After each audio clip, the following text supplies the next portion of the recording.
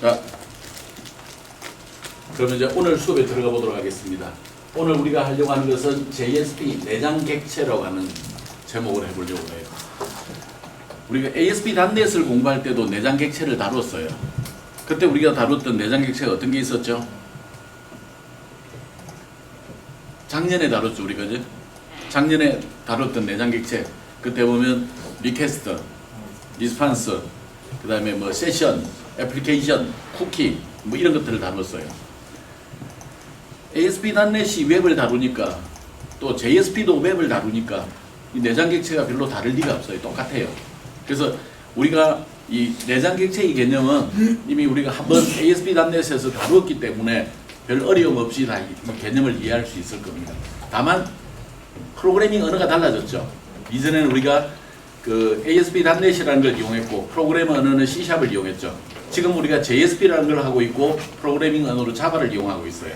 그래서 각각 클래스가 달라질 거고 이런 것들이 달라지는 거지 개념 자체는 다 똑같아요. 자, 우리 객체 그러면 떠올라야 되는 두 단어가 있죠. 속성과 메소드. 지금 잘 알고 있어요. 그죠? 속성과 메소드라는 게 떠올라야 된다 그랬어요. 객체는 뭘로 만들죠? 지금 나온 것 같아? 그렇죠. 클래스를 이용해서 만들어요. 그러면 우리가 내장 객체라고 하는 것은 이 객체죠. 그럼 얘는 뭘로 만든다고? 클래스로 만들어요. 저 객체를 생성시키기 위한 클래스가 있게 마련이에요. 자, 그러면 그 내장 객체가 내가 만든 거예요? 남이 만들었어요? 내가 만든 거 아니죠. 그죠? 내가 만들지 않았으니까 우리는 뭘 해야 된다? 그 사람이 설계를 어떻게 해놨는지, 클래스를 어떻게 설계해놨는지를 알아야 돼요. 클래스를 설계한다는 개념은 결국 속성이 어떤 게 잡혀져 있고 메서드로 어떤 게 구현이 되어 있는지를 아는 게 우리가 이 내장 객체를 공부하는 방식이에요. 자, 내가 만든 게 아니라 그렇기 때문에 우리는 다른 사람이 어떤 형태로 설계를 해뒀는가, 그리고 걔네들을 활용할 때 나는 어떤 식으로 활용하는가, 이런 것들을 알면 돼요. 특히나 얘네들은 내장 객체 그랬네요. 객체조차도 내가 만들지 않아요. 이미 안에 들어있어요. 내가 특별하게 클래스를 이용해서 선언하지 않아도 사용할 수 있는 객체, 걔네들이 내장 객체라고 하는 겁니다. 그래서 오늘은 우리가 사전에 다른 사람이 만들어놨던 클래스가 어떤 것들이 있는지 공부를 하는 거다. 그런 걸 하면 되겠죠. 근데 우리가 수업 시간에 걔네들의 속성 메서드를 다 다루기는 힘들어요. 우리는 거기에서 중요한 몇 가지만 살펴보도록 하겠습니다. 그럼 여러분들은 뭘 해야 된다? 구글링을 통해서 그 클래스들이 어떻게 정의되어 있는지를 좀 찾아봐야 돼요. 그래서 내가 만들지 않은 클래스들은 우리가 어떻게 사용법이 어떻게 되는지 얘네들을 공부하는 거다. 이렇게 우리가 이해를 하면 도움이 되겠습니다. 자, 우리 광수 생각에서는 세상을 보는 세 가지 관점을 이야기했네요. 낙관론자적인 관점, 비관론자적인 관점, 그리고 중간에서 뭔가 구조조정을 해야 되는 관점, 이런 세 가지 관점에서 봤는데 세상을 보는 게 어떻게 보는 게 가장 편안할까요? 세상을 편하게 사는 방법. 낙관론자처럼 살면 굉장히 편해요. 그러면 세상이 아주 별로 어려울 게 없어요.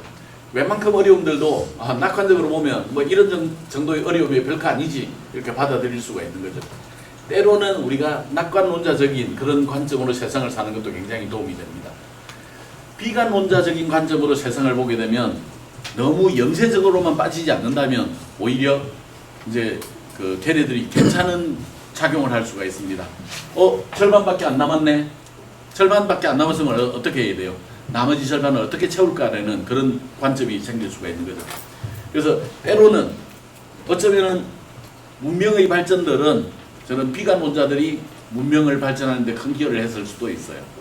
구조조정은 참 가슴 아픕니다.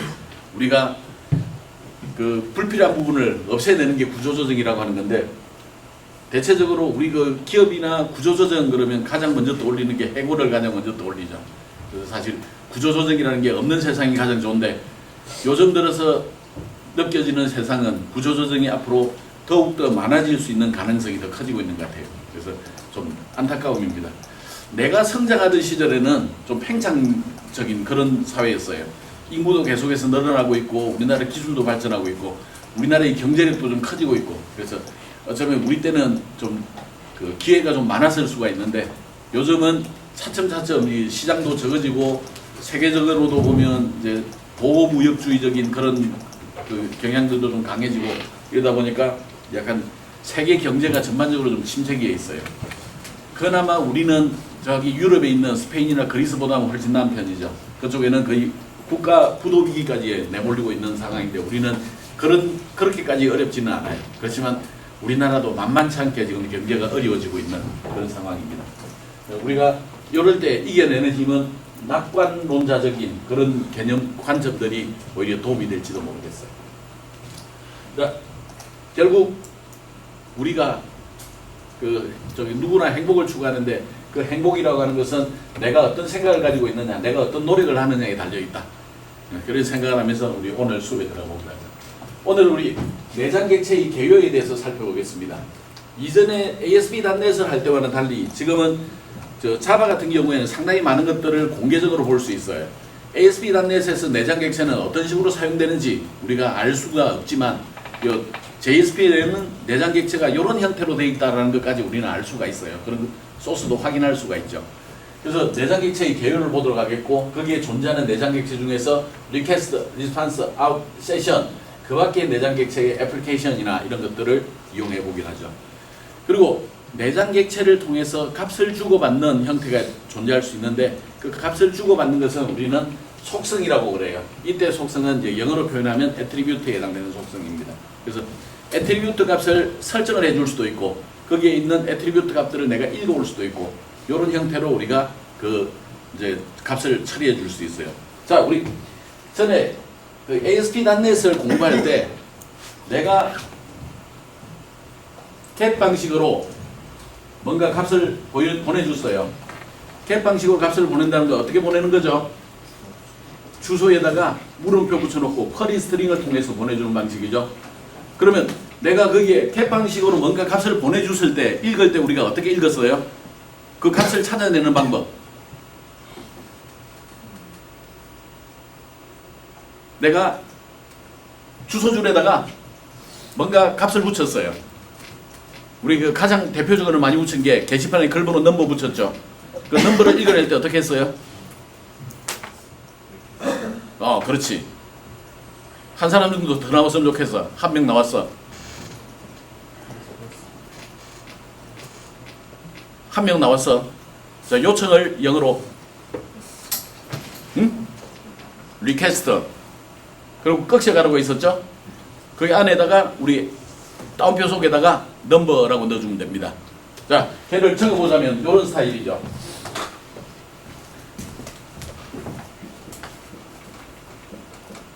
리퀘스트 꺽쇠가루 넘버 이런 스타일로 읽어냈습니다. 저렇게 읽어낸 값들은 자료형의 가장 기본 형태인 오브젝트형으로 존재를 하게 되고 내가 사용하기 위해서는 쟤네들이 필요하다면 숫자로 바꾸거나 글자로 바꾸거나 그런 노력들을 해야 되죠. 그런 노력들을 좀 해줘야 돼요. 오브젝트형 형태로 나오게 됩니다. 자, 우리 리퀘스트의 넘버에 해당되는 리퀘스트 값을 가져와라 라고 하듯이 우리 JSP도 개념적으로는 똑같아요. 다만 거기에 값을 지정하는 방법, 거기에 값을 불러내는 방법이 좀 다르다 그랬죠. 그래서 그런 개념을 가지고 출발하면 좀 더 쉽게 알 수가 있습니다. 그리고 우리 그런 것들을 JSP 내장객체에 대한 속성 관리라고 불러요. 그래서 속성 관리를 통해서 내가 필요한 값을 전달해 주기도 하고 거기에 저장되어 있는 값을 내가 불러내기도 하고 이런 작업들을 해보기로 하죠. 그리고 간단한 예제 두 가지를 해보도록 하겠는데 실습 1번은 세션을 이용해서 장바구니 기능을 구현해 보는 걸 하나 해보도록 하겠고 그 실습 2에서는 우리 트위터를 우리 그 미국 대통령은 트위터를 굉장히 많이 쓰죠. 트위터를 우리나라 말로 하면 참새가 뭐 조잘거리다, 짹짹거리다 뭐 이런 것들이 그냥 그런 그 트위터를 해볼 수 있겠어요. 그래서 이 두 가지를 구현해 보도록 하겠는데 위에 거는 무엇을 이용하는지 적혀져 있네요. 자, 우리 옛날에 공부했던 거 한번 상상을 해보죠. 세션은 어디에서 사용한다? 세션은 한 사람이 어느 경우에 열려? 어떤 경우에 세션이 형성이 돼?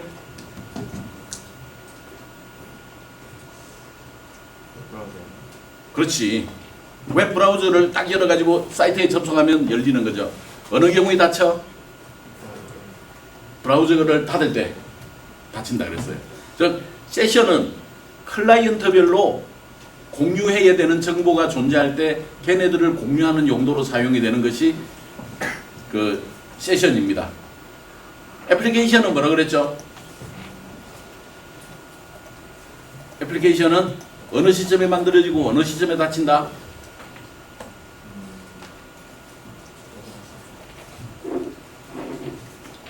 그렇지. 어느 시점? 서버가 동작될 때 애플리케이션은 열리고 서버가 종료될 때 닫힌다 그랬죠. 자, 그러면 여기 장바구니라고 하는 것은 모든 사람이 공유를 해요? 아니면 나 혼자만 써야 돼요?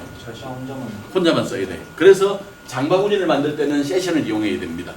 자, 애플리케이션이 트위터를 할 때는 여러 사람이 조살거려야 되죠. 혼자 조살거리는 게 아니죠. 그러면 사람들끼리 정보들을 공유를 해야 돼요. 자, 그럼 여기에서는 뭘 쓰겠다? 애플리케이션을 쓰겠다. 애플리케이션을 써야 된다. 그래서 우리 세션의 예제, 애플리케이션 예제 이런 거기까지를 우리가 만들어 보기로 하죠. 자, 실습을 위해서 폴더 챕터 06이라고 하는 우리 그 교재 이제 6장에 대한 내용을 다루고 있습니다. 챕터 06에 해당되는 것을 만들도록 하죠. 그리고 내장 객체에 들어가 보기로 하겠습니다. 내장 객체라고 하는 것은 내가 선언하지 않고도 사용할 수 있는 객체를 내장 객체라고 그래요. 내가 만들지 않아도 돼요. 그냥 자동으로 만들어져 있어요. 그리고 얘네들은 JSP가 서블리 형태로 바뀌어가지고 동작된다고 그랬죠. 그래서 자바 형태로 바뀌어진 것을 서블리 컨테이너에서 보관하고 있다가 필요할 때마다 불러서 사용한다. 그런 개념이라고 그랬죠. 그래서 자동 변환된 코드 내에 포함이 되어 있는 그런 값들이 내장 객체에 해당이 됩니다. 그래서 얘네들은 그 멤버 변수이거나 아니면 메서드에 존재하는 매개 변수, 파라미터로 전달해주는 값이거나 이런 것들이 내장 객체라고 부르는 겁니다. 얘네들은 서블리 패키지 아래에 들어있는 객체들인데 필수적으로 사용하는 객체들을 말합니다. 자, 우리 내장 객체들 이런 게 있어요. 리퀘스트. 얘네들은 그 선택값 등 입력 정보를 읽을 때 사용하는 게 리퀘스트입니다. 얘네들을 리퀘스트 객체를 사용하기 위해서 만들었던 필요했던 클래스 이름은 HTTP 서블리 리퀘스트라고 하는 클래스를 이용해 주면 되겠어요. 그래서 이 클래스를 이용해서 리퀘스트 객체를 만듭니다. 자, 리스판스는 HTTP 서블리 리스판스라고 하는 클래스를 이용을 해서 리스판스 객체를 만들어 주게 되고 사용자 요청에 대한 응답 처리용으로 사용이 됩니다. 그리고 페이지 컨텍스트는 그냥 그 페이지 컨텍스트라고 하는 클래스를 사용을 하게 되고 여기에는 현재 JSP 실행에 대한 정보들을 담고 있습니다. 세션은 HTTP 세션이라고 하는 걸 이용을 하게 되겠고 클라이언트별 정보를 저장하는 세션 저장할 때 사용을 합니다. 애플리케이션은 서블리 컨텍스트라고 하는 클래스로 만들어주게 되고 웹 애플리케이션 처리, 즉 클라이언트들이 공유해야 되는 정보를 처리할 때 사용하는 것이 애플리케이션입니다. 아웃은 JSP 라이트라고 하는 형태의 클래스를 이용해서 만들게 되고 얘네들은 이름에서 보듯이 사용자에게 전달하기 위한 최종적으로 우리가 HTML 코드를 날려가지고 그 사용자에게 전달하는 용도로 사용할 객체가 아웃입니다. 컨피그는 초기화 환경을 처리할 때 사용을 합니다. 페이지는 오브젝트 클래스를 이용하게 되고 현재 페이지에 해당되는 정보를 처리할 때 사용을 합니다. 그리고 exception은 trueable이라고 하는 클래스를 이용을 하게 되고 얘네들은 예외가 발생할 때, 예외 처리할 때 사용하는 것들입니다. 그래서 이러한 형태의 내장 객체들이 존재하게 됩니다. 자, JSP 내장 객체는 서블릿으로 변경된 코드 내부에 있다고 그랬죠.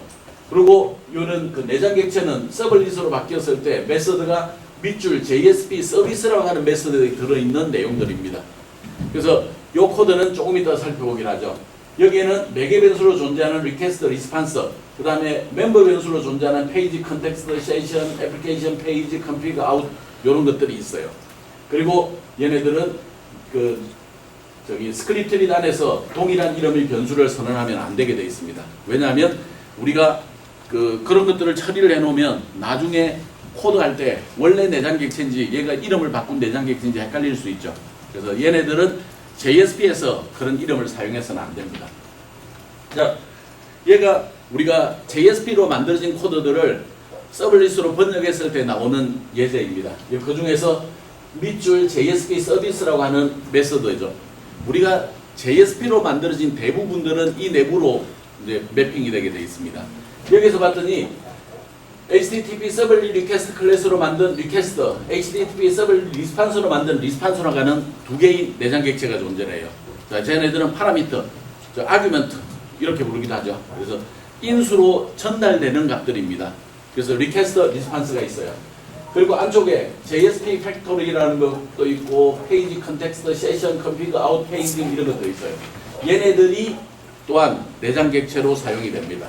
그리고 얘네들을 만들 때는 우리가 이러한 클래스를 이용해서 생성자로 만들어주게 돼 있죠. 그래서 매개 변수로 전달된 것, 멤버 변수로 선언이 된 것, 이런 것들이 우리 JSP에서 내장 객체로 사용이 되는 것이다 하는 것들을 이해하면 되겠어요. 자, 내장 객체를 이용해서 우리가 속성 관리를 해줄 수 있는데 우리 ASP.NET은 이와 같이 처리해 준다 그랬죠. 근데 여기에서는 좀 달라요. 얘네들은 속성 관리 기법이라는 걸 이용을 하게 됩니다. 그래서 대표적으로 페이지, 리퀘스트, 세션, 애플리케이션 이런 내장 객체들은 우리가 그 이제 속성 관리 기법에서 이제 저 내용들을 살펴보도록 하겠습니다. 자, 먼저 리퀘스트 내장 객체를 보긴 하죠. 리퀘스트는 무슨 용도로 사용이 된다? 요청. 클라이언트에서 서버에 뭔가를 요청하게 되면 리퀘스트가 날아오겠죠. 근데 걔네들을 우리가 서버 프로그램 내부에서 받아서 처리하는 용도로 쓰는 게 리퀘스트라 그랬어요.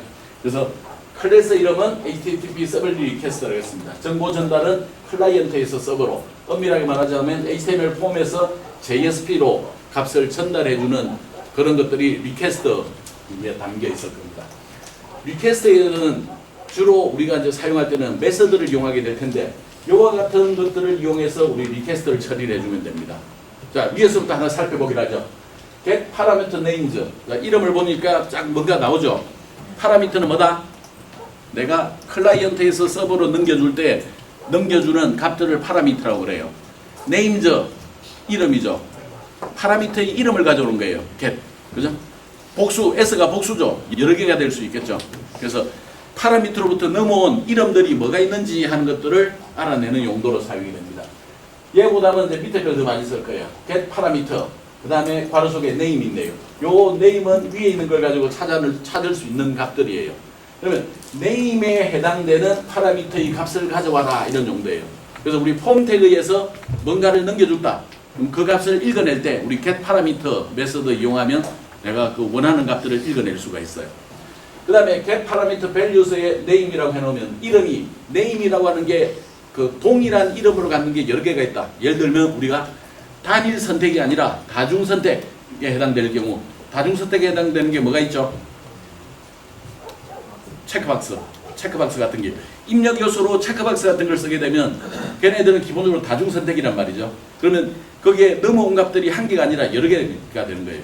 그 여러 개를 알아낼 때 우리는 이렇게 parameter values라고 하고 name을 해주면 되겠습니다. 그러면 걔네들이 주로 이제 리스트 형태로 나오겠죠. 아니면 배열 형태로 나오겠죠. 이런 형태로 읽어낼 수가 있습니다. 자, 다음은 get cookies. 요거는 get cookie. 쿠키를 가져와라 그랬네요. 쿠키가 여러 개의 경우에 이런 배열 형태로 가져옵니다. 그 다음에 get method. method는 전달 방법이에요. 값을 입력을 전달해주는 방법. 우리가 주로 사용하는 입력 전달 방법은 get 방법, post 방법 두 가지가 있어요. 우리가 ASP.NET에서는 get 방식을 더 많이 썼어요. 이제 JSP에는 주로 이제 post 방식을 이용하게 될 겁니다. get 방식은 안 좋은 점이 있다고 그랬죠. URL에 우리가 전달하는 값들이 노출이 돼요. 그러면 그 해커들이 볼 때 그걸 보고서 얘가 뭘 하려고 하는지에 대한 정보를 알아낼 수가 있어요. 근데 포스트 방식으로 상자에다 담아가지고 보내게 되면 그런 정보들이 노출되지 않기 때문에 훨씬 더 도움이 되고 있습니다. 자, 다음 get 세션. 이거는 현재 세션 객체를 가져옵니다. get remote address. 이거 뭐 이름에서 알 수 있죠. remote 멀리 있는 어드레스 주소입니다. 자, 서버 입장에서 보면 클라이언트가 뭔가 요청을 했을 때 클라이언트의 주소를 알아내려고 할 때 우리 get remote address 해주면 됩니다. get protocol. 현재 사용하고 있는 저 프로토콜 통신 규약이 뭔지를 알아내는 형태입니다. 그 다음에 set character encoding, 얘네들은 우리가 리퀘스트로 뭔가 넘어오는데 한글이 들어있다. 그런 경우에 우리가 한글의 인코딩 방식을 맞춰줘야만 오류가 안 생기죠. 자, 우리 한글 인코딩, 한글이 포함된 경우 인코딩 방식 뭘로 하기로 했어요? UTF-8 방식, UTF-8 방식을 씁니다. 그래서 넘어온 것들을 인코딩을 UTF-8 방식으로 처리를 해주게 되면 읽어드리는 과정에서 인코딩 문제로 잘못 읽는 경우가 없어질 거예요. 그런 경우에 얘네들을 씁니다. 자, 간단한 예제로서 우리 요 리퀘스트 내용들을 한번 살펴보기로 하죠. 자, 먼저 여기 HTML 파일을 하나 추가를 하겠습니다. 자, HTML은 기본적으로 뭔가 화면에 HTML 문서를 만들어주는 거죠.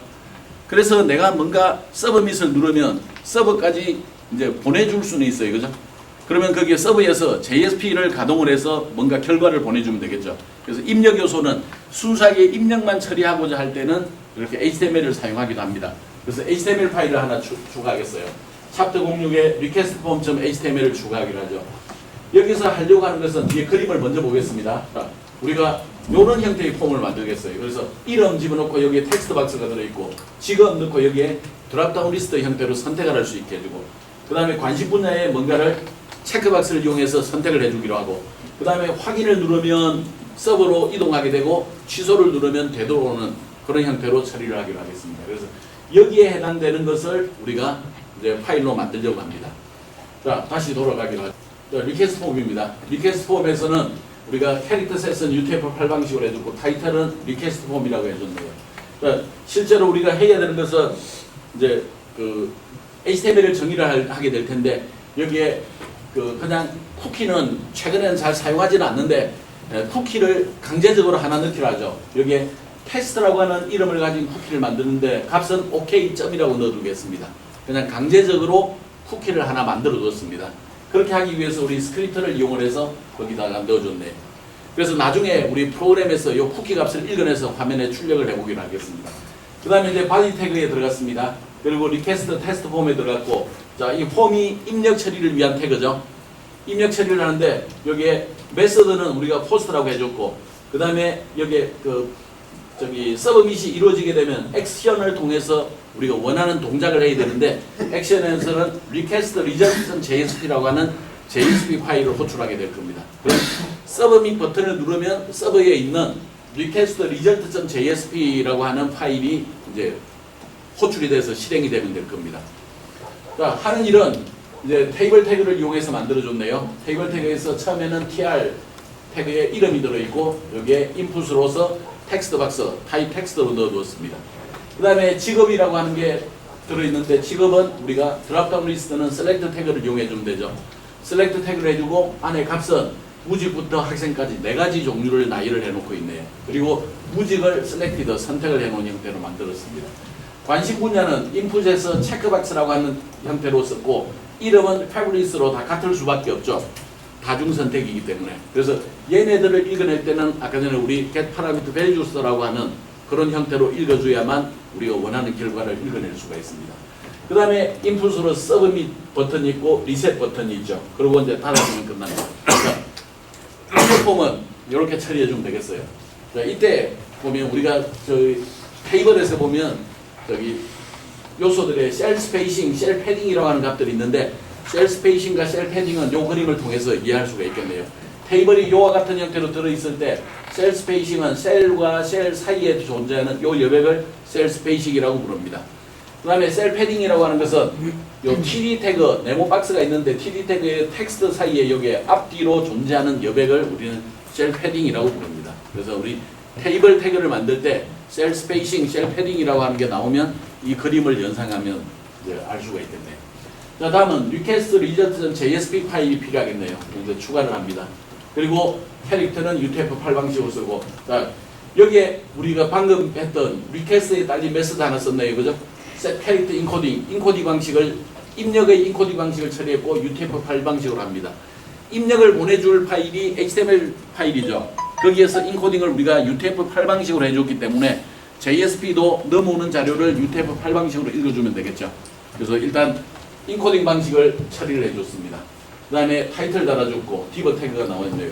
그러니까 테스트 결과는 우리가 1번 테스트 결과, 2번 테스트 결과 두 가지를 내려고 합니다. 자, 첫 번째는 우리가 그 테이블로 넣어줬는데 혹은 100짜리 TV 태그에 혹은 100짜리 하나와 150짜리 하나가 들어있네요. 그리고 여기에는 첫 번째 칸은 이름이라고 넣어주고 두 번째 칸에는 실제로 읽어온 값을 전달을 하는데 우리가 여기에 request.get 파라미터가 값을 읽어드린다고 그랬죠. 우리가 ASP.NET에서는 request 꺽쇠 가로를 통해서 읽어드리는데 반해서 자바에서는 request.get 파라미터를 통해서 읽어드리면 됩니다. 그래서 유저네임에 해당되는 이름을 읽어서 요 위치에다 표시해주라. 지금은 get 파라미터를 통해서 읽어드리는데 잡을 통해서 잡에 해당되는 값을 읽어드려라 이렇게 처리해주면 되겠어요. 그 다음에 관심 분야의 경우에는 여러 개가 다중 선택이 가능하다고 그랬죠. 그래서 다중 선택을 하기 위해서 request.get parameter values라고 해줍니다. 그리고 favorite 관심사항에 대한 것을 가져오는 거죠. 이것은 여러 개라고 그랬죠. 각각의 요소는 스트링 글자로 되어 있고 그래서 배열로 처리를 해줬습니다. 그럼 favorite라고 하는 배열을 확인해 보면 우리 관심사항이 지금 현재는 총 3가지가 있었던가요? 3가지 중에서 하나도 없을 수도 있고 3가지를 다 선택할 수도 있는 거죠. 다중 선택이 가능한 겁니다. 자, 그래서 요 값들은 우리가 각각 이 포문을 이용해서 각각의 요소를 순회해야 되겠는데 이 구문은 C# 언어에서 for 문이라고 생각하면 되겠어요. 그래서 그 포문을 통해서 패브리치 안에 있는 값들을 하나씩 가져오는데 그 패브리트예요. 그리고 걔네들이 가져야 되는 자료형은 스트링이죠. 요 같이 처리를 해주면 패브리트에 들어있는 개수만큼 반복 처리를 하겠죠. 그리고 그 결과들을 out.println을 통해서 출력하고 BR은 뭐였죠? 엔터키에 해당되는 거, 줄바꿈. 그 다음에 또 하나 출력하고 엔터키 누르고 이런 식으로 출력이 되겠습니다. 그리고 닫아주면 되겠어요. 자, 리퀘스트의 테스트 결과 2에서는 우리 리퀘스트에서 일반적으로 알아낼 수 있는 정보들을 좀 출력을 해보기로 하죠. 그래서 클라이언트 IP 주소는 request.get remote address, 그 요청 메서드는 request.get method 해주면 되겠습니다. 그 다음에 쿠키 정보를 알아낼 때는 request.get cookies 하는데 쿠키는 여러 개일 수 있죠. 그래서 마찬가지로 배열을 통해서 읽어낼 수가 있습니다. 그래서 현재 우리는 쿠키를 한 개밖에 안 만들어줬기 때문에 0번 위치에 있는 것들만 출력을 해주면 될 겁니다. 그래서 여기 get name은 쿠키의 이름, get value는 쿠키의 값이죠. 그래서 걔네들을 좀 출력을 해줬습니다. 그 다음에 request.get 프로토콜을 통해서 프로토콜에 해당되는 정보를 좀 출력을 해봤네요. 그래서 우리가 이와 같은 입력 폼을 만들어줬고 내가 값을 선택을 해주고 확인을 눌렀습니다. 그러면 결과는 위쪽에 테스트 결과 1은 내가 그 폼 태그에서 전달해준 결과들을 이제 출력을 해줬고 테스트 결과 2에서는 그냥 폼과 관계없이 우리가 일반적으로 알아낼 수 있는 정보들을 출력을 해줬습니다. 그래서 여기까지 우리가 리퀘스트 처리를 해줬네요. 리스판스는 리퀘스트와 반대가 되는 개념으로 사용자 응답과 관련되어 있는 기능들입니다. 그래서 자료 이동은 웹서버에서 클라이언트로 보내주게 되는 거고 얘네들은 응답을 다른 페이지로 전달하는 기능도 같이 들어 있습니다. 얘네들은 HTTP Servlet Response 클래스를 이용해서 생성을 해주면 되겠죠. 우리가 리스판스는 리퀘스트만큼 많이 사용되지는 않지만 그래도 꼭 알아둬야 되는 것은 set content type이라든지 send redirect 얘네들은 꼭 알아둬야 됩니다. 그래서 우리 중요한 몇 가지들을 좀 알아보기로 하죠.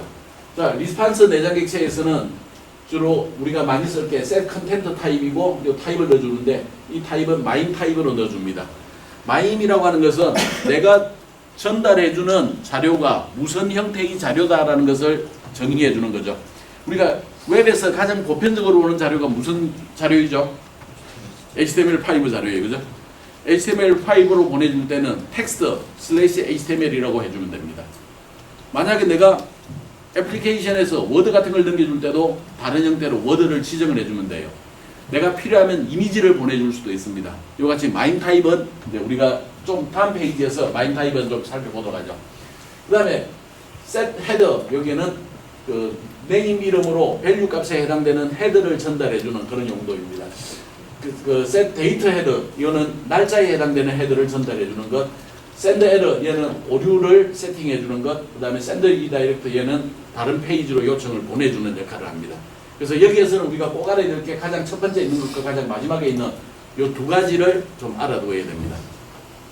자, 이제 다음 마인 타입을 좀 살펴보기로 하죠. 마인 타입은 개별 타입이 있고 멀티파트 타입이 있고 이미지 타입이 있고 그래요.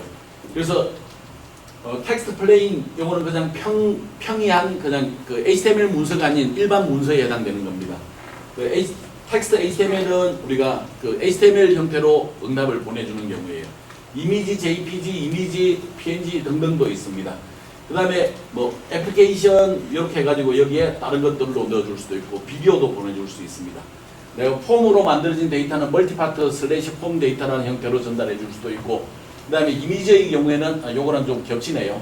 요런 형태로 이제 그 이미지를 전달해 주는 요런 형태들도 있습니다. 그래서 여러 가지 형태의 마인 타입이 있다.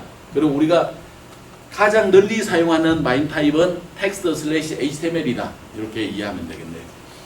자, 이제 리스판스에서는 샌드 리다이렉트가 굉장히 유명하니까 샌드 리다이렉트 한번 써보기로 하죠. 근데 얘네들과 굉장히 유사한 기능을 가지고 있는 게 우리가 앞에서 포워드라고 하는 걸 사용해 본 적이 있어요. 자, 포워드 하면 어떤 일이 벌어졌죠? 다른 페이지로 이동했어요. 샌드 리다이렉트로 다른 페이지로 이동한다 그랬죠. 근데 포워드를 사용할 때와 샌드 리다이렉트를 사용할 때는 다른 페이지로 이동하는 것은 같은데 약간 차이점이 있어요. 그 차이점까지 같이 오늘 좀 이해를 해보긴 하죠. 자, 그래서 우리 이제 리스판스 예제를 하나 만들어 보기로 하겠는데, 리스판스 페이지 컨트롤.jsp라고 하는 걸 하나 만들도록 하죠. 안에 봤더니 여기에 폼 태그가 두 개가 있네요. 폼 태그가 두 개가 있어서 1번 입력에 해당되는 것, 2번 입력에 해당되는 것, 이런 형태로 넣어두고 하는 걸 봤더니 서브 및 버튼만 이렇게 나열이 되어 있네요. 그리고 여기 폼 태그에서 메서드는 둘 다 포스트 방식, 액션은 얘네들은 리스판스 포워드 액션을 호출하고 얘네들은 리스판스 샌드 리다이렉트 페이지를 호출하네요. 그래서 호출하는 페이지가 이제 달라지게 됩니다. 위에 걸 누른 경우와 아래 걸 누른 경우. 그러면 그 샌드 리다이렉트는 어떤 기능을 보이고 있고, 그 다음에 포워드는 어떤 형태를 보이는지를 직접 해보기로 하죠. 자, 포워드 액션입니다. 포워드 액션은 1번만 남겨놓고 나머지 다 지워버려요. 그리고 실제 하는 일은 여기에다가 우리 JSP 포워드를 실행을 하기로 하죠. 포워드를 실행을 하고 가야 되는 페이지는 리스판스 페이지 엔드라고 하는 이 페이지로 넘어가기로 하죠. 그리고 여기에 파라미터로서 네임은 텔레폰, 네임은 TL, 밸류는 텔레폰 번호로 이렇게 해가지고 TL에 해당되는 요 값을 하나 가지고 가겠습니다. 하나가 빠진 게 있네요. 여기에서 인풋 태그가 텍스트가 하나 있죠. 여기에 유저 네임으로 그 파라미터를 하나 가지고 갑니다. 그러니까 파라미터를 두 개를 가지고 가죠, 그죠? 하나는 이쪽에서 가지고 가고 다른 하나는 여기에서 파라미터로서 전달하고 이렇게 가져가게 됩니다. 그리고 리스판스는 이게 다 필요가 없습니다. 그냥 리스판스.send 리다이렉트 해가지고 1번 줄이죠. 거기에 다 지워버리고 그냥 요 페이지로 이동해 주세요. 이렇게 처리해 주면 됩니다. 자, 여기에는 이제 그래가지고 실제 출력하는 페이지는 둘 다 이 페이지를 호출하죠. 둘 다 동일한 페이지를 호출합니다. 여기에 출력되는 페이지를 보니까 이름 위치에다가 get 파라미터를 통해서 유저네임으로 전달되어 온 값을 출력해라. 그 다음에 get 파라미터로 TL로 전달되어 온 값을 출력하라 그랬네요. 끝세가로 퍼센트 이퀄 얘를 뭐라고 그랬죠? 저번 시간에 배운 거죠? 표현식. 표현식은 값이 뚝뚝 떨어지는 값들을 출력하는 용도로 사용이 되는 게 표현식입니다.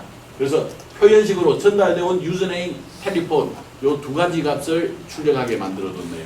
자, 이제 실제 실력을 해보죠. 같이 이름을 넣어두고 확인을 눌렀습니다. 그랬더니 여기에는 이름, 전화번호로 찍혀 있는데 여기는 널 값으로 되어 있네요. 자, 여기에서 우리는 뭘 할 수 있어요? 자, 저 두 개에서 뭘 구분할 수가 있죠, 우리는? 하나는 파라미터가 전달된다. 하나는 파라미터가 전혀 전달되지 않는다는 걸 알 수 있죠. 자, 샌드 리다이렉트는 아예 다른 페이지로 이동을 하게 되는데 그냥 내가 아무것도 전달해주고 싶지 않을 때 그럴 때 쓰는 게 샌드 리다이렉트입니다. 포워드는 내가 갖고 있는 파라미터를 전달해 줄 수 있어요. 그래서 값을 가지고 전달할 때는 포워드를 씁니다. 그래서 우리 포워드와 샌드 리다이렉트를 어떤 식으로 사용할 건가 얘네들도 좀 알아둬야 되겠습니다. 자, 다음은 아웃 내장 객체. 아웃 내장 객체는 그냥 출력 스트림입니다. 그냥 화면에 값을 출력해주는 용도로 써요. 얘네들은 JSP 라이트 클래스로 만든다 그랬죠. 그래서 얘네들은 버퍼 관련 메서드, 출력 관련 메서드 이렇게 두 가지로 구성이 되어 있습니다. 자, 이전에 우리 버퍼에 대한 이야기 했죠. 버퍼는 뭐 하는 거라 그랬죠? 임시로 담아준다. 임시로 담아두는 게 버퍼예요. 일반적으로는 속도가 빠른 것과 속도가 늦은 것 사이에 그 값이 원활하게 전달될 수 있도록 하기 위해서 중간에 두는 완충장치를 버퍼라고 부릅니다. 그래서 속도가 빠른 애들은 어느 정도 그냥 버퍼에다만 그 집어넣어 두고 그 안에서 처리하도록 그 속도 느린 애들이 처리하도록 해주는 거예요. 자, 반대로 늦은 애들이 속도를 올려줄 때는 버퍼에다 넣어놓으면 버퍼에 저장되어 있는 것들만 나중에 자기가 가져가면 됩니다. 그래서 완충작용을 해주는 것을 버퍼라고 그래요. 자, 우리 버퍼는 이전에 해봤기 때문에 그냥 알 수 있어요. is auto flush, 지금 그 자동으로 플러시 기능을 하고 있니? 라고 물어보는 거죠. 자, 우리가 자동으로 플러싱 한다는 얘기는 그냥 페이지가 끝날 때 휘릭 한꺼번에 정보를 보내주겠다 그런 뜻입니다. 툴이라는 것은. 그 다음에 get buffer size, 얘는 전체 크기를 보여줍니다. get remaining, 남아있는 것들, 나머지 값을 보여줘요. 남아있는 것들. 그 다음에 clear buffer는 그냥 지워버립니다. 그 다음에 print ln, 요거는 이제 출력하는 거죠. out.print ln 그러면 화면에 내용을 출력해 줄 겁니다. 그 다음에 flush 그러면 그 버퍼에 있는 내용을 이제 클라이언트로 보내주는 역할을 해요. close 그러면 버퍼를 닫아버립니다. 버퍼를 닫아버리니까 더 이상 전송이 안 되는 거예요. 그래서 이미 우리 개념을 다 알고 있기 때문에 그냥 예제 하나만 보면 되겠어요.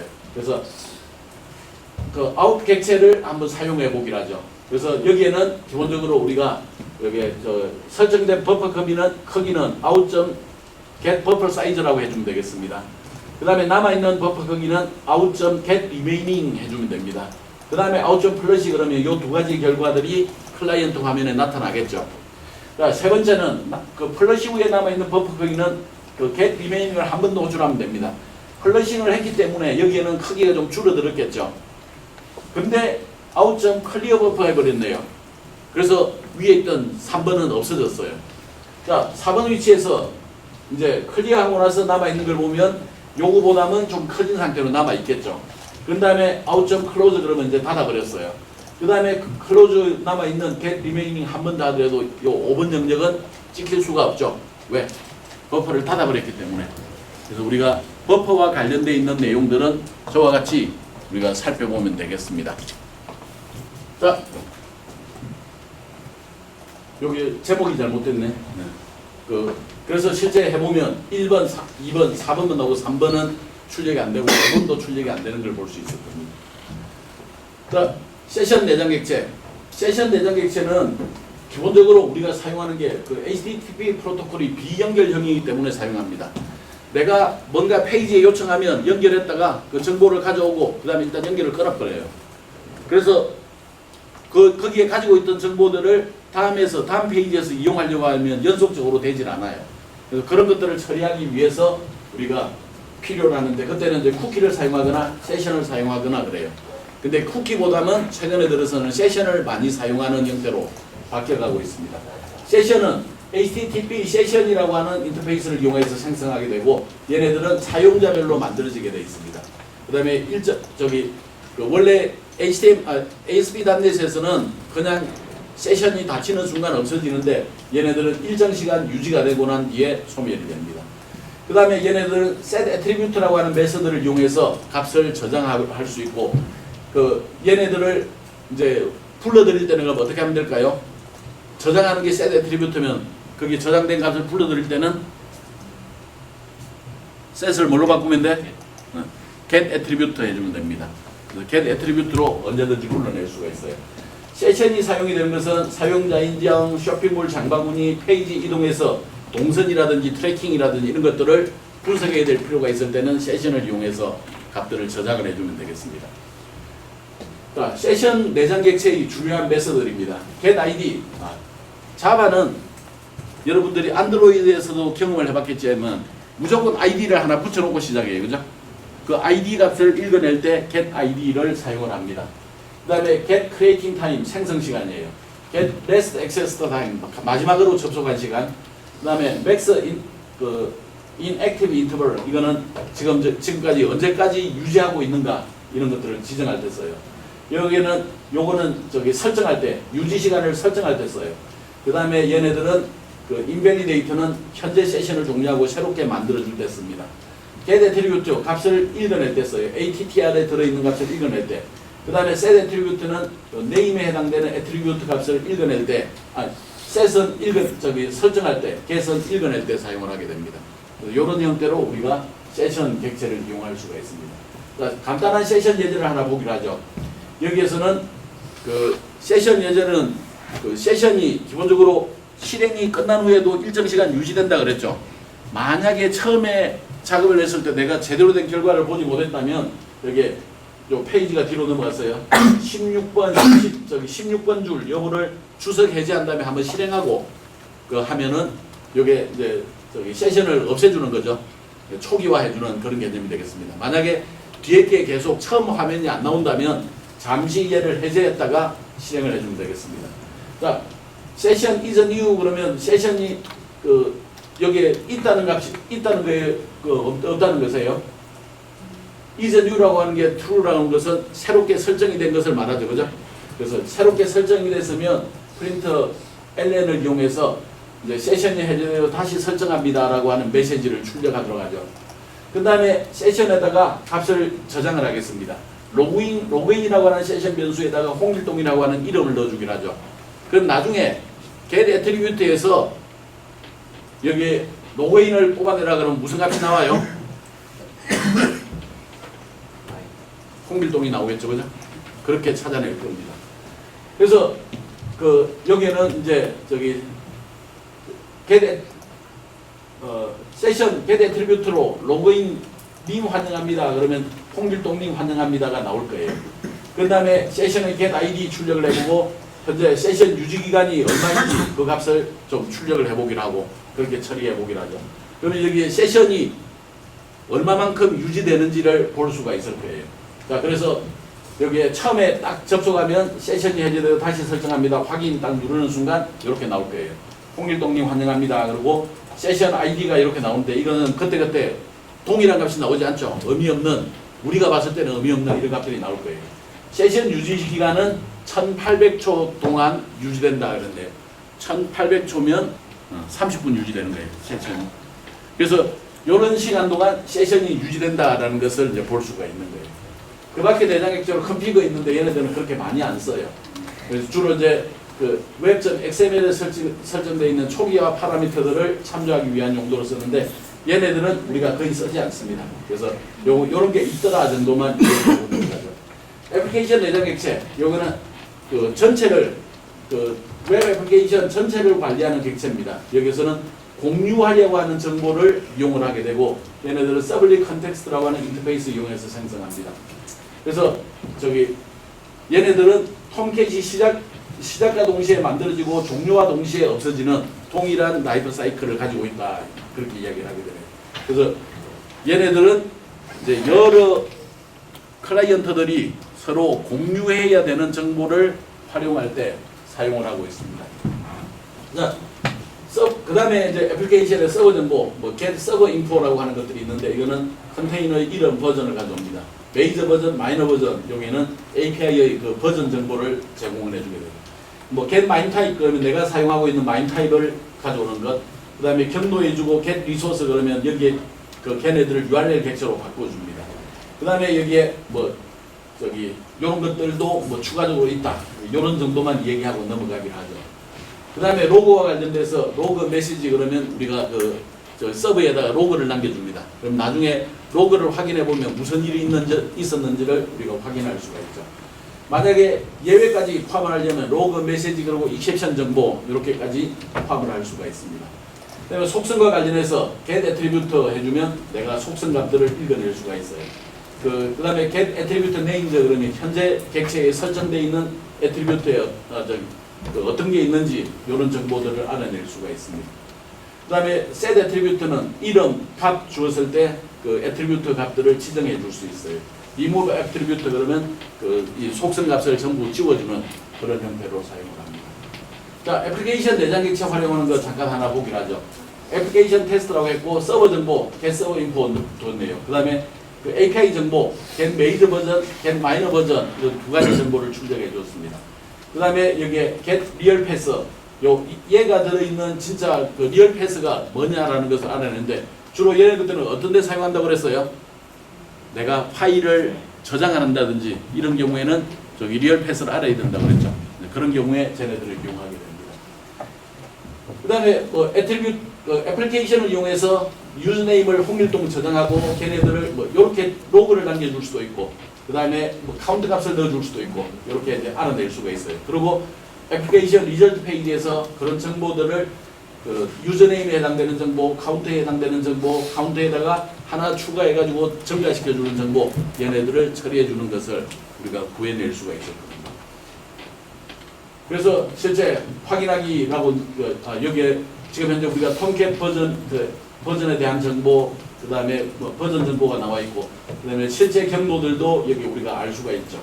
그래서 이런 형태로 들어있고, 확인하기 누르면 카운트 값이 차츰차츰 증가하는 형태를 볼 수가 있겠네요. 그 다음에 뭐 페이지 객체라고 하는 게 있습니다. 페이지 참조 변수는 거의 사용하지 않아요. 그래서 자기 자신을 참조할 때 사용한다. 그런 정도만 하면 됩니다.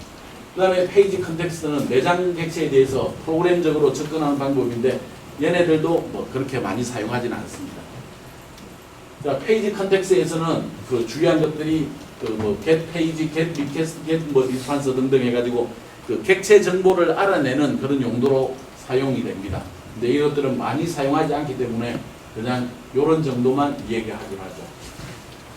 그 다음에 뭐 exception, 예외와 관련되어 있는 것들도 이런 식으로 get message, 뭐 저기 stack trace, 그 다음에 toString, 그 오류 메시지를 반환할 때 글자로 바꾸는 것, 이런 것들이 들어 있습니다.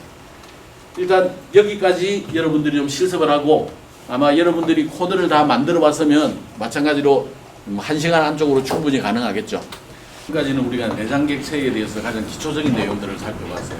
근데 내장 객체는 ASP.NET에서 다뤘던 내장 객체와 개념적으로 다를 게 하나도 없어요. 다만 언어가 달라졌기 때문에 사용하는 방법이 약간 달랐죠.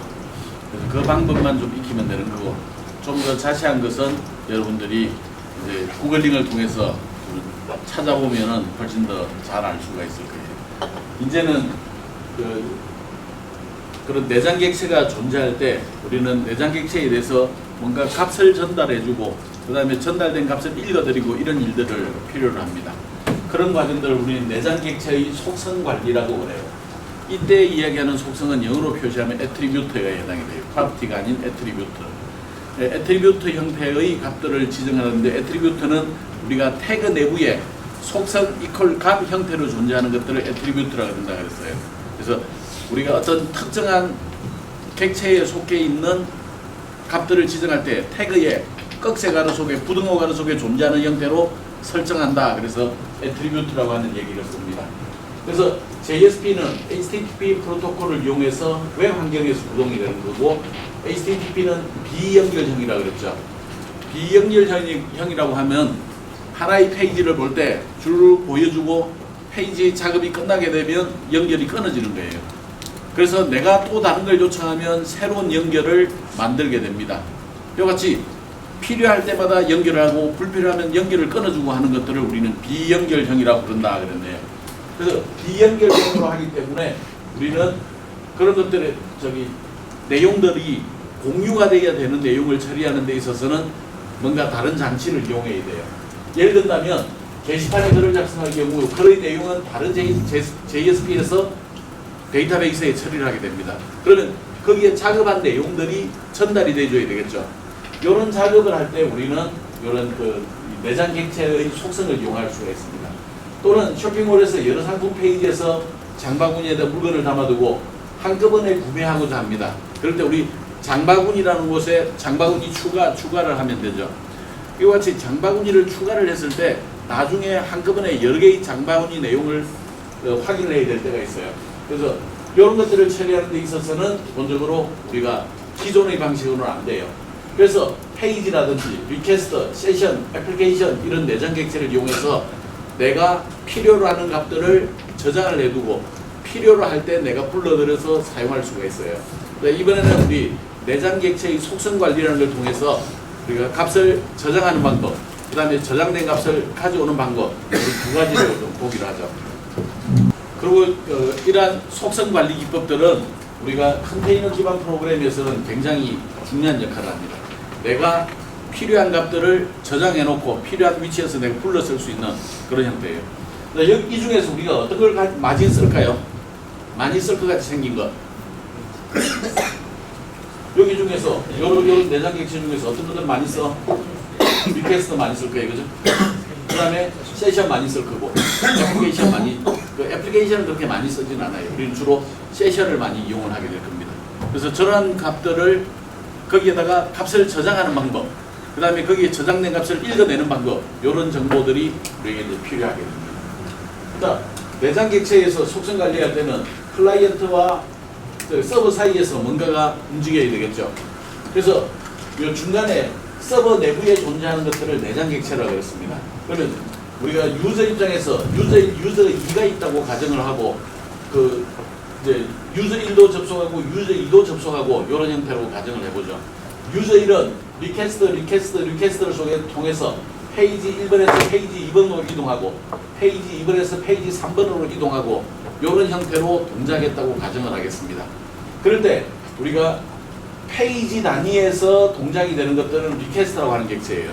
그래서 리퀘스트는 해당되는 페이지에서 리퀘스트가 종료되는 순간 쟤네들은 없어집니다. 그래서 얘네들은 리퀘스트는 살아남을 수 있는 범위가 페이지 단위예요. 이 페이지가 넘어가는 순간 앞쪽 리퀘스트는 없어지는 거예요. 그러면 새로운 리퀘스트가 만들어지고 2번 페이지에 해당되는 리퀘스트를 처리하겠죠. 또 3번 페이지에서 세 번째 리퀘스트가 처리되고 이렇게 진행이 될 겁니다. 그 다음에 유저 2가 세션을 하나 열었다면 이 세션은 유저 2에만 동작이 됩니다.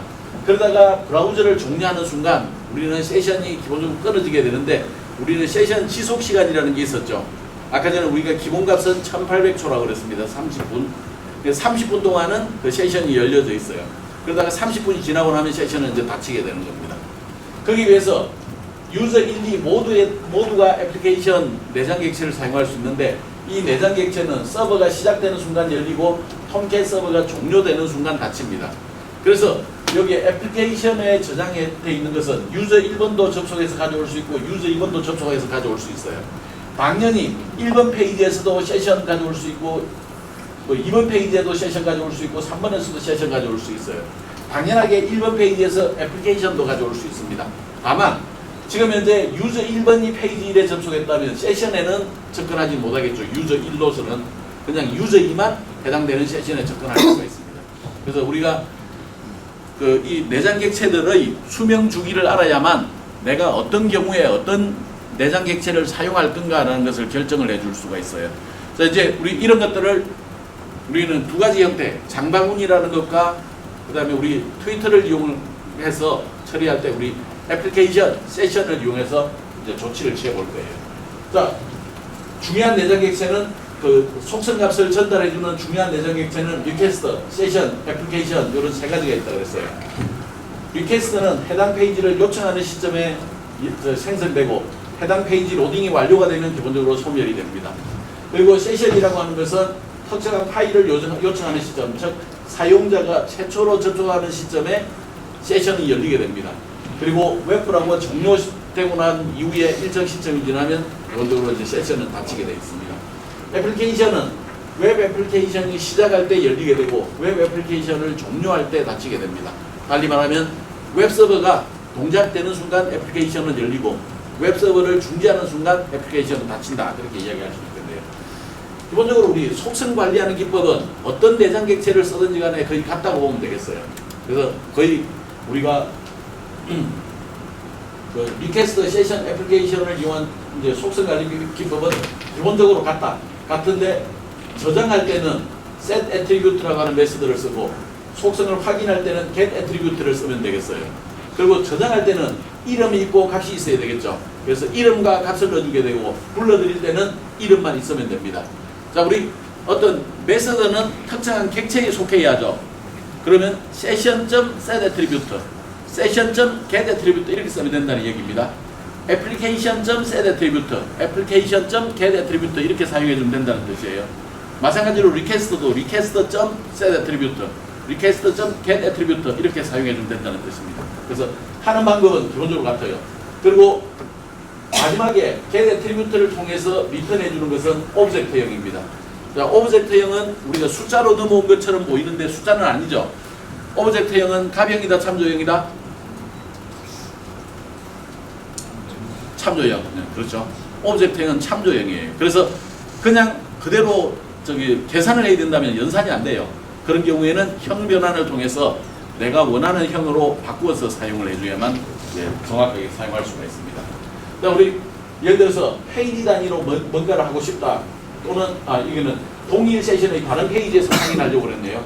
동일 세션의 다른 페이지에 쓴다면 여기는 무슨 내장 객체 써야 돼요? 세션을 써야 돼요. 그래서 1번 페이지에서 객체를 저장하고 3번 페이지에서 호출한다. 그렇게 하려면 1번 페이지에서 이런 문장이 있어주면 돼요. session.setAttribute. 그리고 세션은 세션 변수의 이름, 세션 변수의 값 이렇게 넣어주면 되겠습니다. 3번 페이지에서 얘네들을 읽어드릴 때는 session.getAttribute 해주고 여기서 지정했던 이름을 넣어주게 되면 홍길동이라고 하는 값을 우리가 끌어낼 수가 있습니다. 이런 형태로 사용되는 게 세션입니다. 자, 리턴되는 건 오브젝트형이다. 앞에서 이야기했죠. 그래서 필요하면 형 변환을 통해서 변경을 해서 사용해야 된다. 그래서 우리가 내장 객체의 속성 관리라고 하는 것은 컨테이너 기반 프로그램의 특징이고 JSP에서는 내장 객체 이용하는 방법이 상당히 중요하다 그랬네요. 이러한 기법들을 우리가 이제 알고 있어야 됩니다. 자, 이것보다 좀 더 좋은 방법들은 사실은 나중에는 빈저 클래스를 쓸 때는 요와 유사하게 우리 빈저 클래스에서도 값들을 주고받을 수가 있어요. 그런 우리가 직접 만든 클래스의 값을 주고받을 때는 요때 빈저 객체에서 우리가 이제 활용을 해보도록 하겠습니다. 자, 이번에 또 이제 MVC 패턴이라고 하는 것과 이 내장 객체가 어떤 역할을 하는지 한번 생각해 보기로 하죠. MVC는 무엇과 무엇으로 구성이 되어 있다? M. 모델은 뭘로 작성한다? 무슨 언어로 작성한다? 자바. 자바 클래스로 만들어준다고 그랬어요. V. V는 주로 뭘로 만든다? HTML이거나 또는 JSP거나. HTML보다는 JSP를 더 많이 쓸 거예요. 결과를 보여줄 때는 입력을 받을 때는 HTML로 쓰지만 결과를 보여줄 때는 JSP를 씁니다. 그래서 View는 JSP를 쓸 거예요. 컨트롤러는 무슨 프로그램으로 작성한다?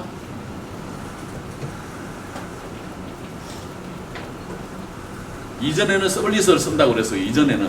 근데 최근에 들어서는 서블릿보다 JSP를 더 많이 쓴다고 그랬죠. 이와 같이 우리는 필요하면 자바 클래스로부터 자료를 가져와 가지고 자바 클래스가 자료를 가져오면 걔는 누가 받을까요? 뷰가 받을까요? 컨트롤러가 받을까요? 앞에서는 나왔어. 저 뒤쪽에서도. 자, 자바 클래스를 이용해서 예를 들어서 데이터베이스에 뭔가 값을 읽어왔어요. 읽어온 값은 컨트롤러가 받았어요? 뷰가 받았어요? 응? 그렇죠. 컨트롤러가 받아요. 근데 우리가 화면에 표현하는 것은 누가 받는다? 누가 표현을 해준다고? 뷰가 받아요. 표현을 해줘요. 그러면 모델에서 자료가 넘어왔으면 일단 1차적으로 받은 건 컨트롤러인데 컨트롤러로부터 뷰까지 넘겨줘야 돼요. 파일이 같아요? 달라요? 당연히 다른 파일이죠. 컨트롤러 파일과 뷰 파일은 달라요. 같은 JSP로 구성이 됐다고 하더라도 이름이 다를 거예요. 그죠? 그러면 1번 페이지에서 2번 페이지로 내용을 전달해 줘야 되는 거예요.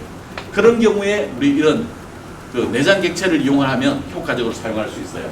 자, MVC 패턴은 모델 뷰 컨트롤러인데 MVC 패턴에 따르면 JSP가 뷰 역할을 담당해요. 그래서 얘네들은 데이터 출력을 하죠. 근데 컨트롤러가 데이터를 받습니다. 데이터베이스로부터 가져온 자료는 기본적으로 컨트롤러가 받아요. 이 컨트롤러가 받은 것을 JSP 내장 객체, JSP 페이지에 넣는 뷰 페이지에다 넘겨줘야 되는데 그때 우리 JSP 내장 객체를 이용하면 굉장히 편리하다는 거예요.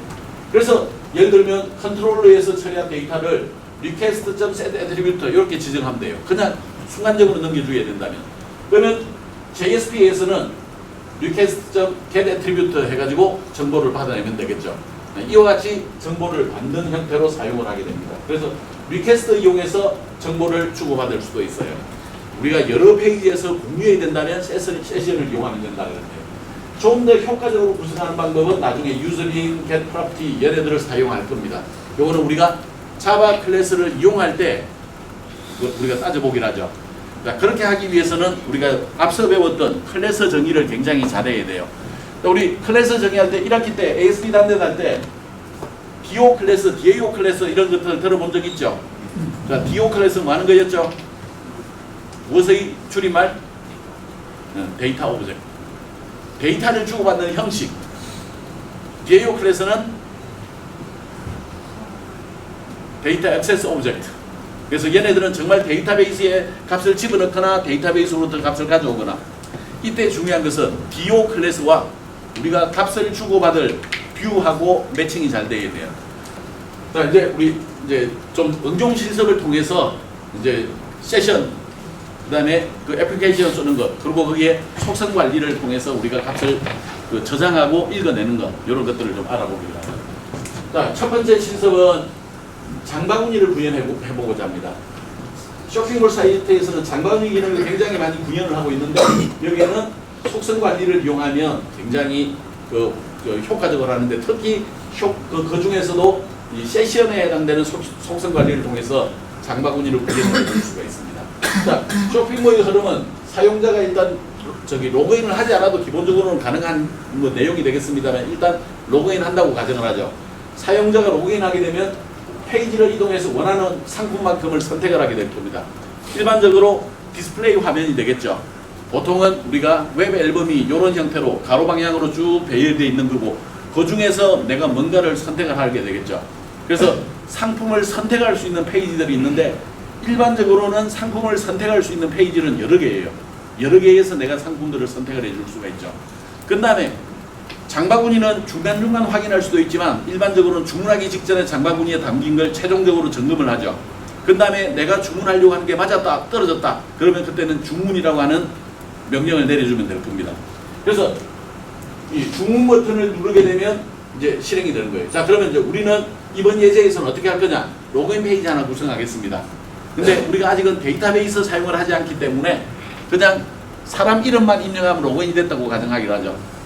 사람 이름만 입력받는 걸 로그인 페이지로 하겠습니다. 그 다음에 상품 선택 페이지를 하나 만들도록 하죠.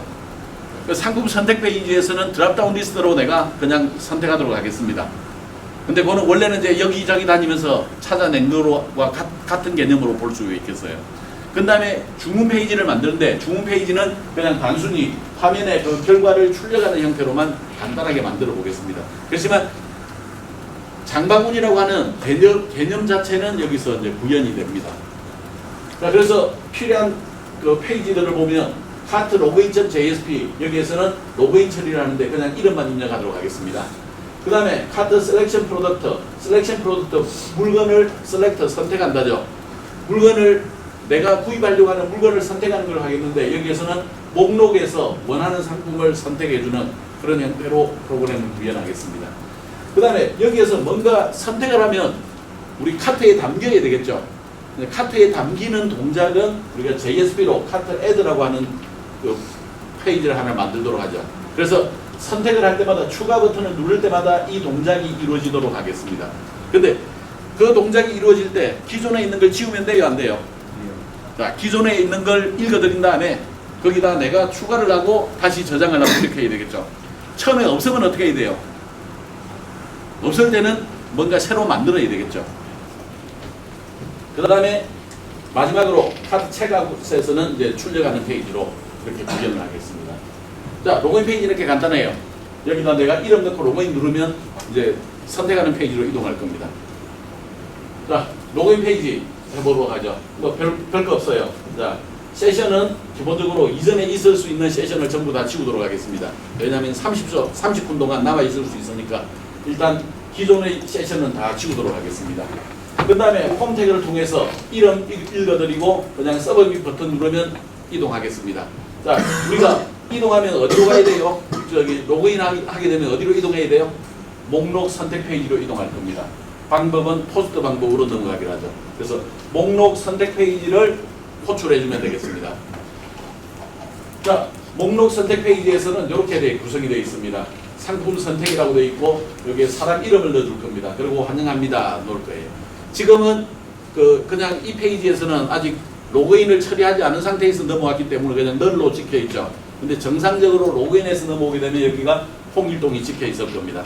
그리고 드랍다운 리스트 형태로 구성을 하고 여기에 추가 버튼을 누르면 여기서 선택한 내용이 그 추가 버튼에 의해서 카트에 추가되는 개념으로 하겠습니다. 그럼 이 추가 버튼을 누르면 뭘 호출할까요? 아까 전에 있었던 카트 애드 동작을 실행을 해주면 될 겁니다. 페이지 자체가 이동하지는 않아요. 그냥 살짝 내용만 추가해놓고 다시 이 페이지로 돌아올 겁니다.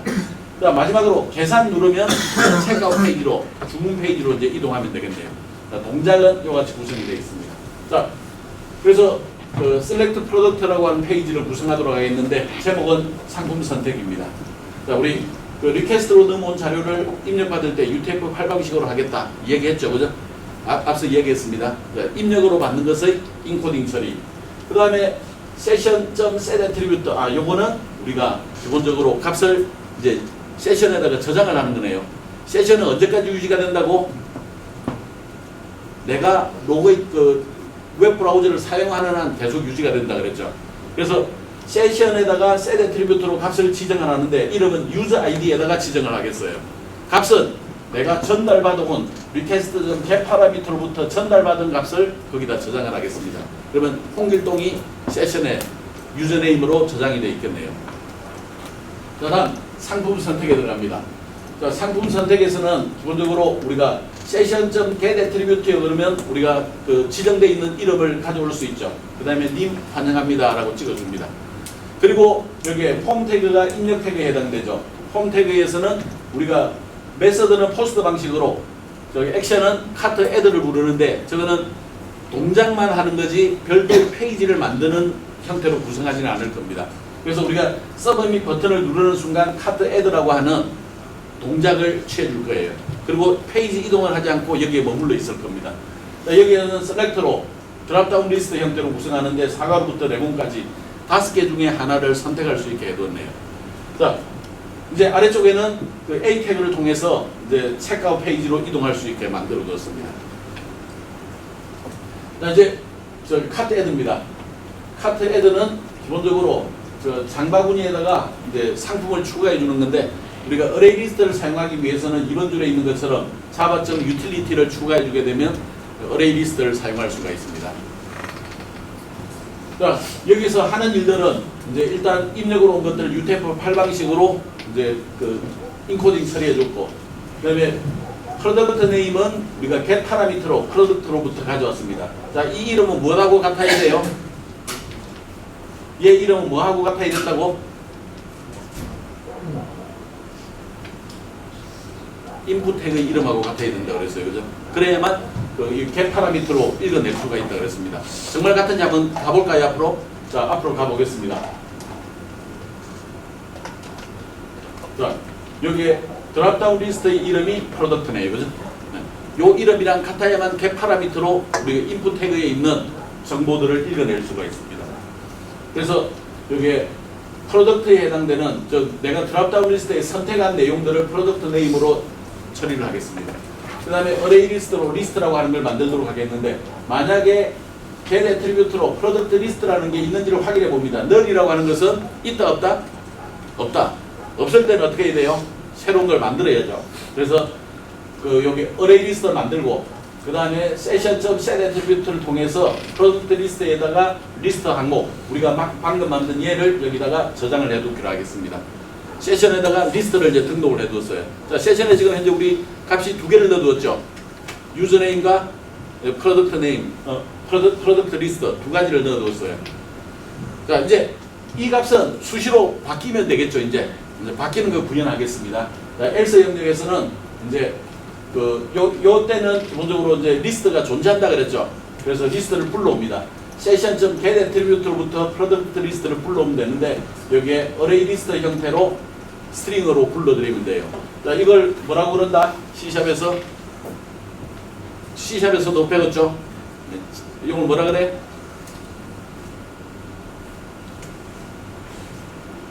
array 리스트 뒤에 꺽쇠가로 이거. 제너릭스 그랬죠, 그죠? 요거는 array 리스트에 들어있는 자료가 스트링이다. 이런 것들을 지정하는 거죠. 우리가 key 타입으로 미리 지정할 때 key 타입으로 지정해놓고 우리가 사용할 때 내가 사용할 자료가 뭐다라고 지정하는 방식이었죠. 그래서 리스트 형태로 하는데 이런 것도 지금 현재 오류는 아니고 경고가 뜹니다. 경고가 뜨지만 동작에는 크게 문제가 안 되니까 그냥 이대로 진행을 하기 바랍니다. 그 다음에 list.add 해가지고 그 새로운 여기 불러드린 게 있으니까 그 불러드린 것을 리스트에다가 추가를 하도록 하겠습니다. add는 가장 뒤쪽에 추가하는 거죠. 자, 그런 이후에 우리가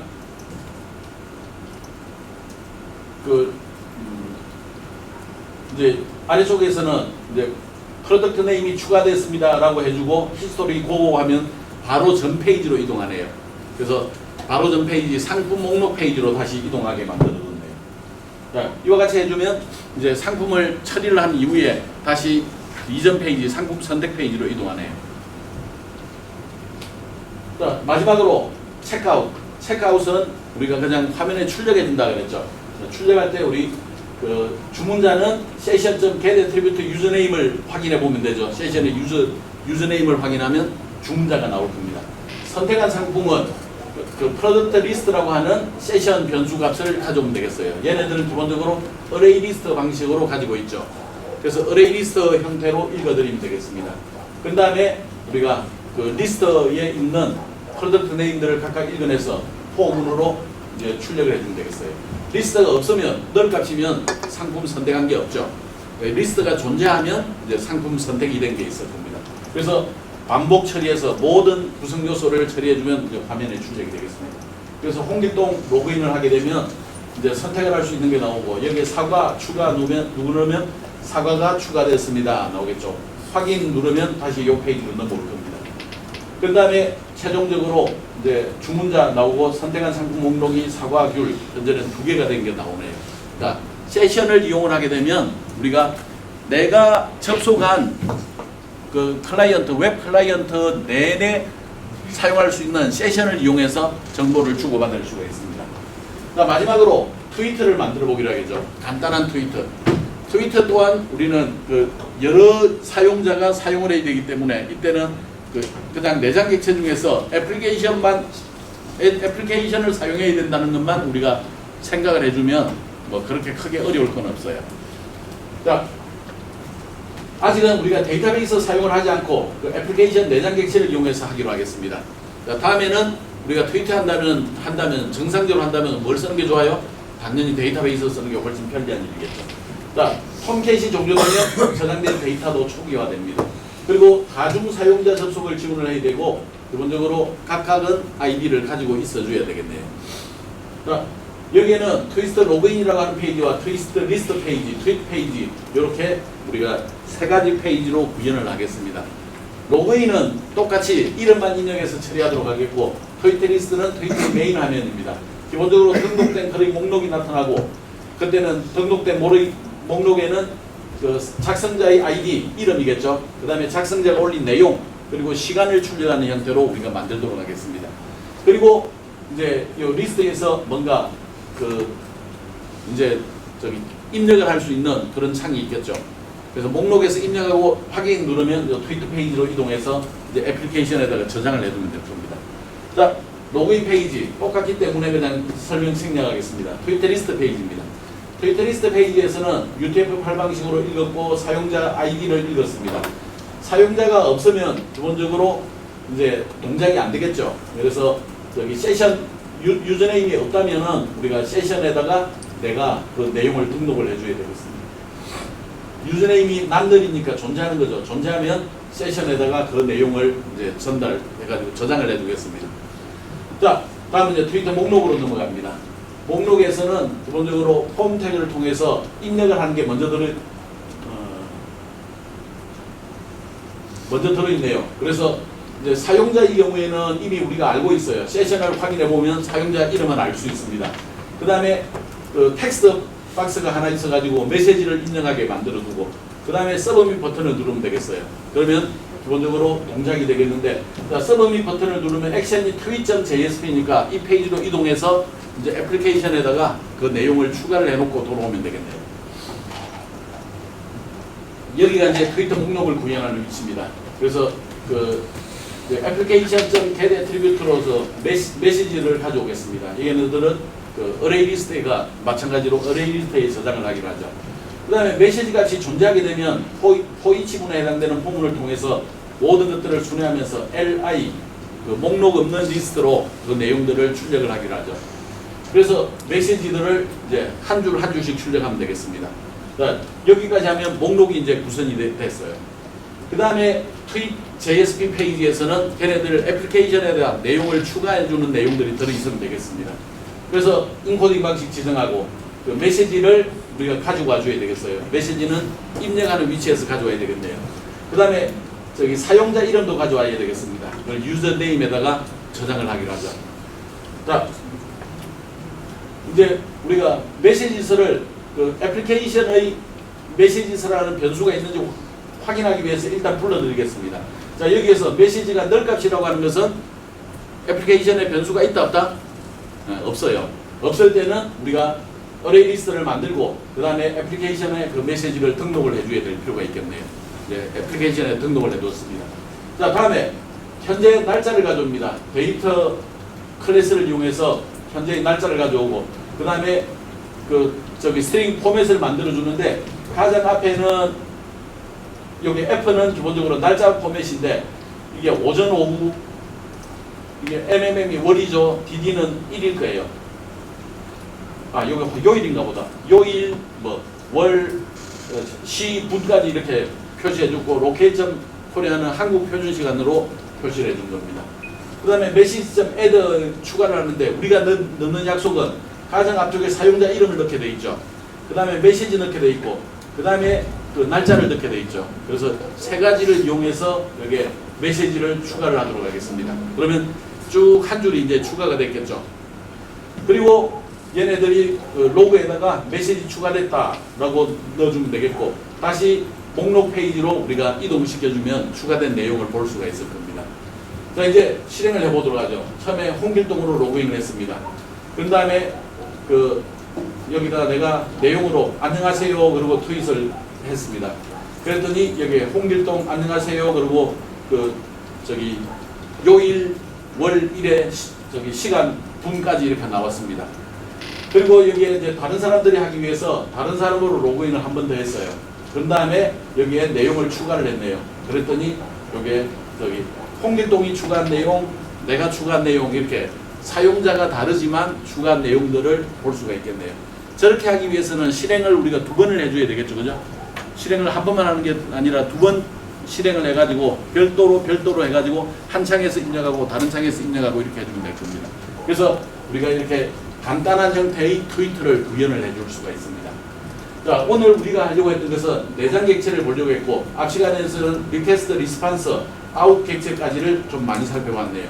그리고 이번에는 세션 애플리케이션 위주로 속성 관리하는 방법을 공부를 했고 이 속성 관리를 이용하는 방법을 통해서 장바구니와 트위터 구현하는 이런 것까지 오늘 우리가 좀 살펴봤습니다.